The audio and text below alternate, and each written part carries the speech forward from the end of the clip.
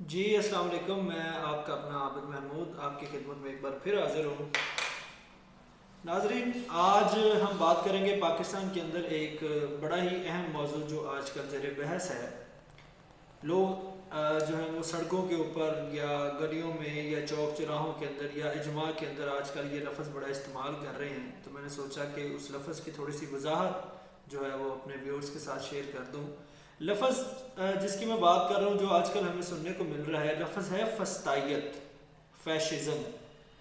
तो मैंने जब इस लफ्ज़ को सुना तो मेरे जहन के अंदर जो है वो ये ख्याल आया कि क्यों ना अवामुन्नास को फस्तायत के बारे में आगाह किया जाए कि फस्तायत एक्चुअली होती क्या है। तो हम जब स्टूडेंट्स को पढ़ाते हैं इंटरमीडिएट के अंदर या ग्रेजुएशन के अंदर, हम उनको पॉलिटिकल साइंस पढ़ाते हैं, तो उस पॉलिटिकल साइंस के अंदर ये जो लफ्ज़ है, ये टर्मिनोलॉजी है, ये बड़ी इस्तेमाल की जाती है। इंग्लिश के अंदर हम इसको बोलते हैं फैशिज़म, उर्दू के अंदर हम इसको बोलते हैं फस्तायत। तो हम ज़रा बात कर लेते हैं फस्तायत के बारे में कि एक्चुअल के अंदर ये फस्तायत होती क्या है। तो अगर मैं आपको अकॉर्डिंग टू द सिलेबस बताऊं कि ये फस्तायत क्या है, तो उसके अंदर हम बच्चों को पढ़ाते हैं कि जो फैशिज़म है इसकी चार किस्में होती हैं। There are four kinds of fascism, चार इकसाम होती हैं। ज़रा वन बाय वन उसको डिस्कस कर लेते हैं कि फस्तायत होती क्या है एक्चुअली। मैं यहाँ एक वाक़या जो है वो कोट करना चाहता हूँ मौला अली मुश्किल कुशा अलैहिस्सलाम का। हज़रत अली रज़ी अल्लाह तआला अन्हु के पास एक यहूदी आया और उसने आके कहा कि ए अली, मुझे आपसे इख्तलाफ है। तो हज़रत अली रज़ी अल्लाह तआला अन्हु ने फरमाया कि मुखालफत तो नहीं है। उसने कहा जी मुखालफत नहीं है, मुझे आपसे इख्तलाफ है। यहाँ एक चीज़ हमें क्लैरिफाई हो गई कि मुखालफत और चीज़ है, इख्तलाफ और चीज़ है। इख्तलाफ का मतलब होता है difference of opinion.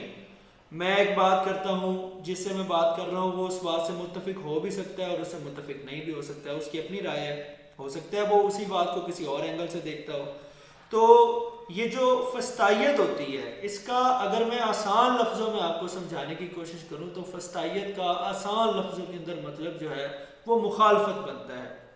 It means कि हम जो है वो एक तबके को देखना ही पसंद ना करें, हम उनकी बात को सुनना पसंद ना करें, हम उनके साथ बैठना पसंद ना करें, हम उनके साथ एक्सचेंज ना करें चीज़ों का, हम उनके साथ कोई कारोबारी लेन देन ना रखें। इसको हम बोलते हैं फस्तायत।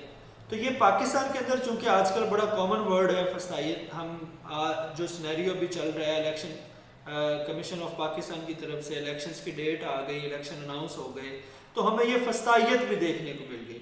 और ये फस्तायत खसूसी लॉ एंड ऑर्डर का एक डिपार्टमेंट है जो हर सूबे के अंदर, हर प्रोविंस के अंदर वो मौजूद है। तो सबसे ज़्यादा हमें जो अभी फस्तायत देखने को मिल रही है वो हमें पंजाब के अंदर देखने को मिल रही है। अच्छा, मैं ना यहाँ जो मैंने ऑब्जर्व किया है as a silent observer society को, मैंने मुख्तलिफ जगहों पे देखा है लोग अपनी डॉक्यूमेंटेशन जो है वो करवाने गए, डॉक्यूमेंट सबमिट करवाने गए। तो आजकल ना पाकिस्तान के अंदर जो भी एक्टिविटी होती है, पॉलिटिकली होती है या सोशली होती है, उसको ना हम इस्टेब्लिशमेंट के साथ जोड़ देते हैं। तो जितना मैंने ऑब्जर्व किया है इस मामले को, मुझे ये लगता है, मेरा ये पर्सनल ओपिनियन है कि इस्टेब्लिशमेंट का इन तमाम कार्रवाइयों के साथ दूर दूर तक कोई लेना देना नहीं है। मैं किस ब्याह पे ये बात कर रहा हूँ कि इस्टेब्लिशमेंट जो है वो अगर किसी को वो अरेस्ट करना चाहें, अगर वो किसी को पकड़ना चाहें, वो किसी को सजा दिलवाना चाहें, तो उनके लिए तो बड़ा आसान काम है। स्टैब्लिशमेंट हरगिज़ ये हरकत नहीं करेगी कि वो किसी के डॉक्यूमेंट्स छीन के भाग जाए या वो मखसूस जगहों पे जो है वो लोगों को खड़ा कर दे। तो मेरी पर्सनल ओपिनियन ये है कि ये एक मखसूस जमात की तरफ से जो केयर टेकर सेटअप पंजाब के अंदर लगा हुआ है, उसको ये मैसेज दिया गया है कि वो पंजाब पुलिस के ज़रिए लोगों के जो है वो डॉक्यूमेंट्स जमा ही ना होने दें।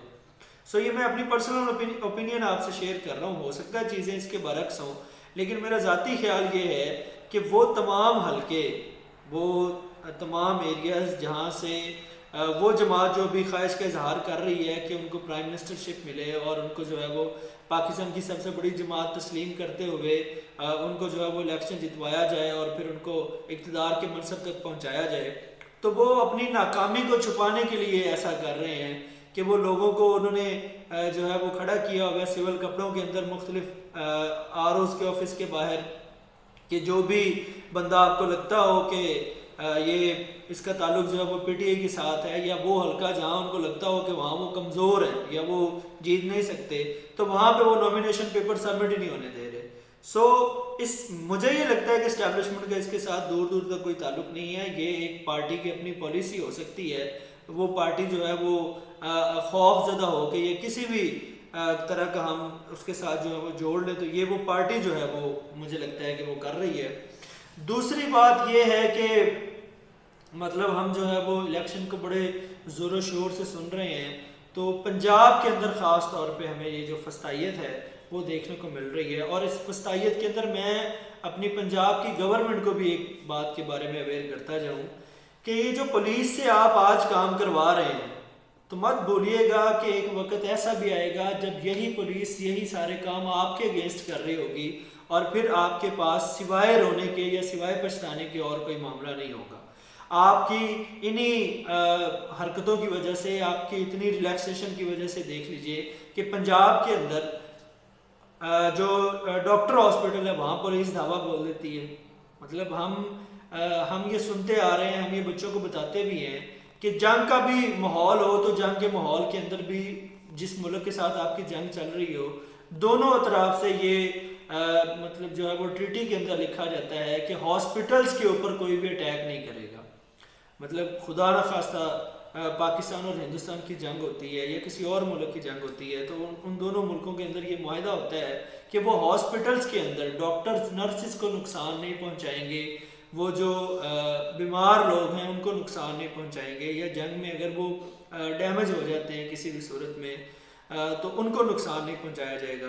लेकिन हमारी पुलिस, जिसको हमने इतना रिलैक्स कर दिया, हमने उसको अपने सर पे बिठा लिया कि वो उनका जो है वो एक डिपार्टमेंट जो इंटेलिजेंस का डिपार्टमेंट है उसका सरबराह जाता है और वो डॉक्टर हॉस्पिटल में जाके धावा बोल देता है, जस्ट ये साबित करने के लिए कि पंजाब पुलिस आजकल चूँकि फस्तायत में अरूज के ऊपर है तो उनको खुली छुट्टी है कि वो जो मर्जी कर लें।